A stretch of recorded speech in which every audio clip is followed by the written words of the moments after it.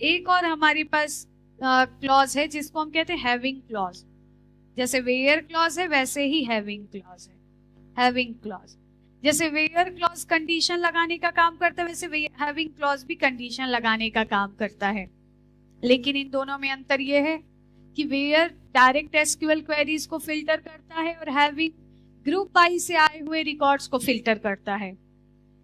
मतलब जहां group by लगाया और फिर उस पे कोई कंडीशन लगानी हो तो तुम लगा सकते हो हैविंग। जैसे फॉर द एग्जाम्पल मैंने कहा कि मुझे हर एक कॉलेज के सेकेंड ईयर के कितने स्टूडेंट्स रजिस्टर हैं उनकी लिस्ट चाहिए, जिसमें 2 से ज्यादा स्टूडेंट्स रजिस्टर्ड हैं, जिसमें 0 1 2 रजिस्टर 0 तो आएगा ही नहीं, 1 2 स्टूडेंट जिसमें रजिस्टर्ड है वो ना है। जैसे ये है ना, ये लो 46 नंबर वाला कॉलेज, कितने स्टूडेंट्स मिल रहे हैं सेकेंड ईयर के? 8। 75 कितने स्टूडेंट्स मिल रहे हैं? 2। ये ना है। जिन कॉलेज में सेकेंड ईयर के 2 से ज्यादा स्टूडेंट्स रजिस्टर्ड हैं उन कॉलेज की मुझे लिस्ट चाहिए। क्या बात समझ आई? तब आपको जरूरत पड़ेगी किसकी? हैविंग क्लॉज की। तो हैविंग क्लॉज का क्या काम है? Having clause is used to apply condition on result set returned by group by clause।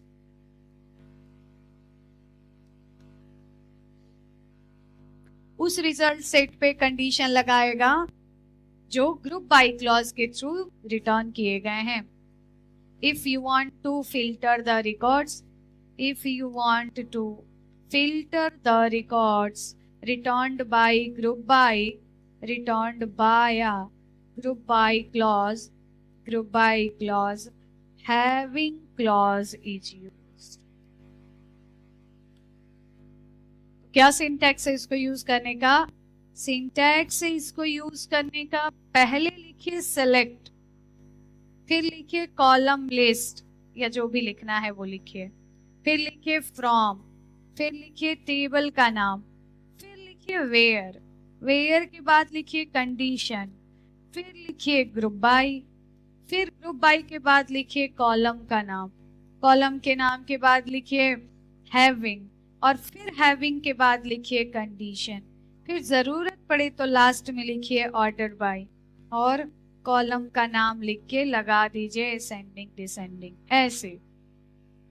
तो पहले कौन सा? पहले वेयर क्लॉज, फिर कौन सा? ग्रुप बाय क्लॉज, फिर कौन सा? हैविंग क्लॉज, और फिर कहीं जाके तो हैविंग सिर्फ तब यूज होगा जब ग्रुप बाय आ रहा है, ग्रुप बाय के बाद। और वेयर आप किसी भी एसक्यूएल स्टेटमेंट पे वेयर लगा सकते हैं।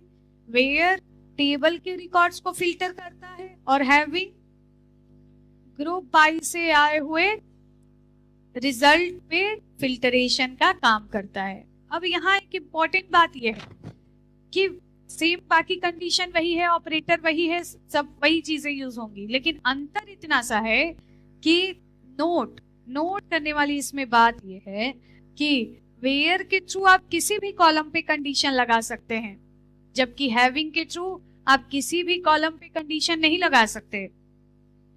हैविंग में सिर्फ कि तो एग्रीगेट ऑपरेशंस, एग्रीगेट फंक्शन पे कंडीशन लगाई जा सकती है या फिर उस कॉलम पे कंडीशन लगाई जा सकती है जो ग्रुप बाय में यूज किया गया है। ओके, तो इंपॉर्टेंट बात यहाँ ये है कि you can use only aggregate functions,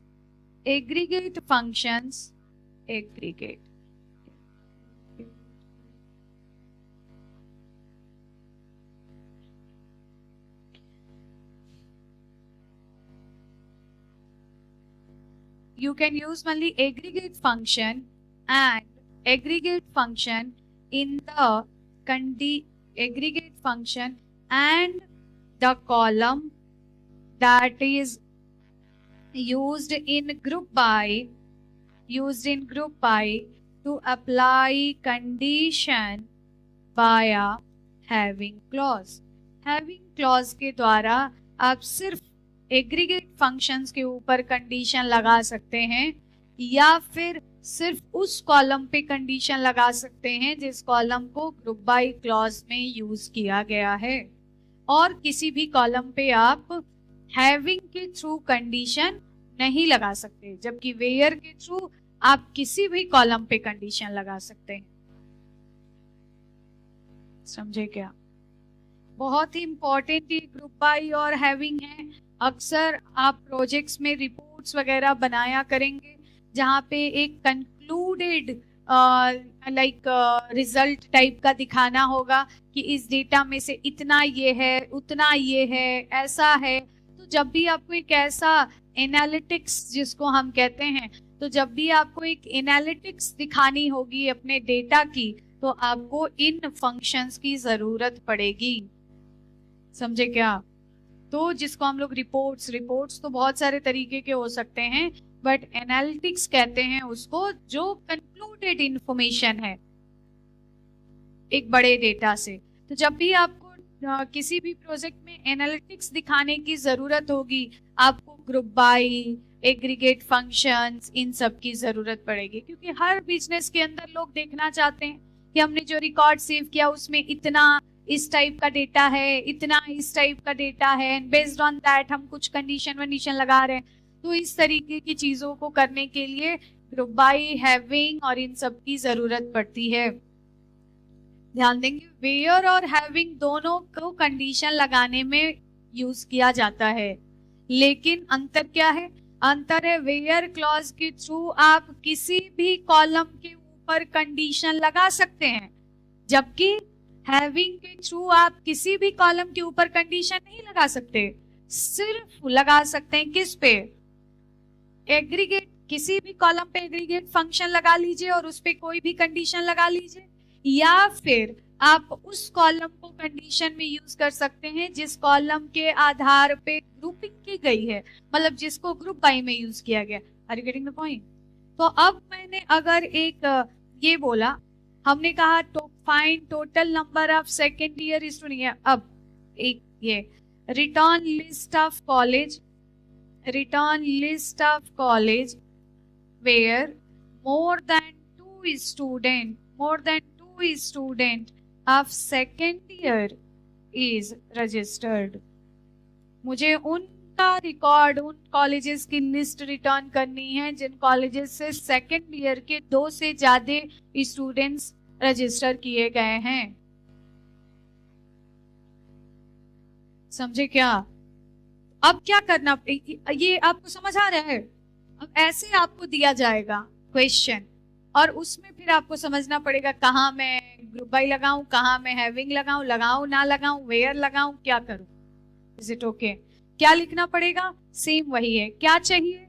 list of college चाहिए, मतलब कॉलेजेस का नाम चाहिए। नाम है नहीं हमारे पास, आईडी है, आईडी दिखा दो। अभी आगे ज्वाइनिंग वाइनिंग पढ़ेंगे तो नाम भी आ जाएगा, कोई बड़ा टास्क नहीं है। तो नाम दिखा दिया, कॉलेजेस का आईडी चाहिए। कौन से कॉलेजेस का?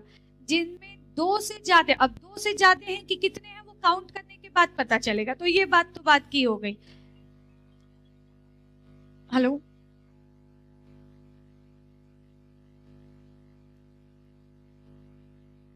अच्छा आ रही। तो अब कॉलेज की लिस्ट दिखानी है, तो जैसे ही दिखा रिटर्न लिस्ट ऑफ कॉलेज, तो एक चीज तो यहाँ से क्लियर हो गई कि कॉलेज का नाम दिखाना है। दिखाना है मतलब सेलेक्ट लिस्ट में कॉलेज आएगा, ये पक्का हो गया ना।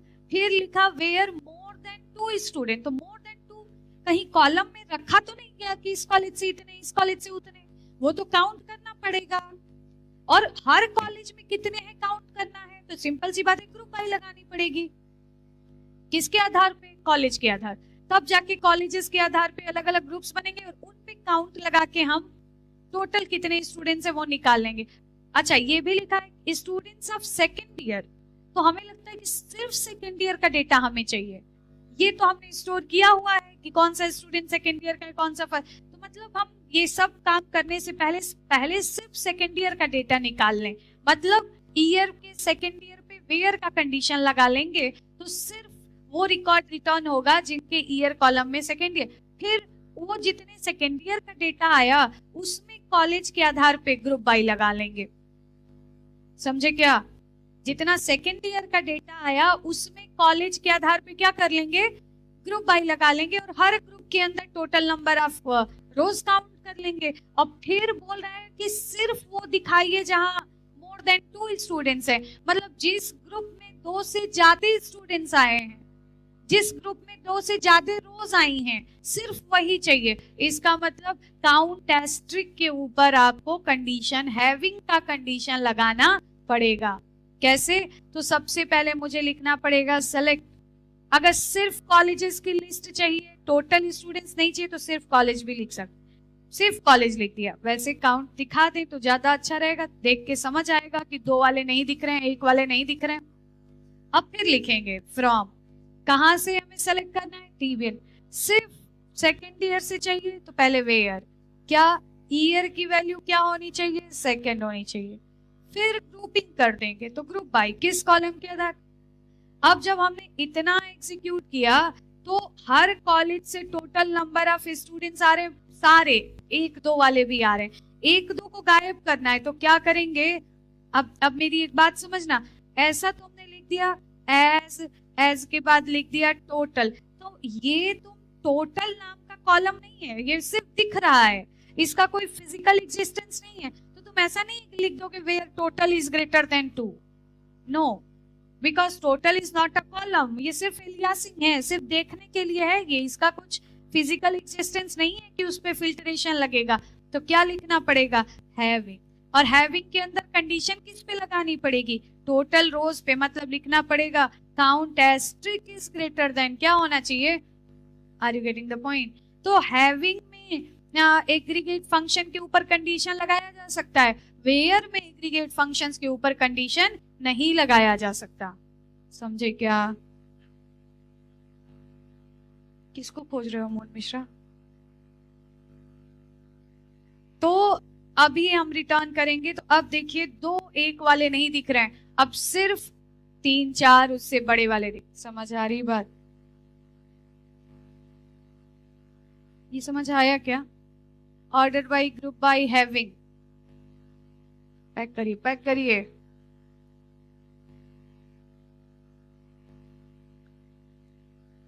जान बचा के भागिए जल्दी। ये समझ आ रहा है सभी को? कब यूज करेंगे ग्रुप बाई को? अब आपको एक टास्क दिया जाए तो क्या आपको खुद से समझ आ जाएगा कि मुझे यहाँ ग्रुप बाई लगाने की जरूरत है, मुझे यहाँ हैविंग लगाने की जरूरत है, मुझे यहाँ वेयर करने के बाद ग्रुप बाई लगाने की जरूरत है, कि वेयर करने से पहले लगाने की जरूरत है, कि वेयर की जरूरत है कि नहीं? बात समझ आ रही? फिर क्या मुझे जो रिकॉर्ड्स ग्रुप बाई से दिख रहे हैं उसमें फिल्टरेशन की जरूरत है, या उसमें फिल्टरेशन की जरूरत नहीं है, पहले फिल्टर करके फिर ग्रुप बाई लगाना है? तो पहले रिकॉर्ड फिल्टर करके फिर ग्रुपिंग करनी है तो वेयर लगा लो, और जो ग्रुपिंग के बाद आए हुए रिकॉर्ड से उनमें फिल्टरेशन करना है तो हैविंग लगा लो। बात समझ आ रही?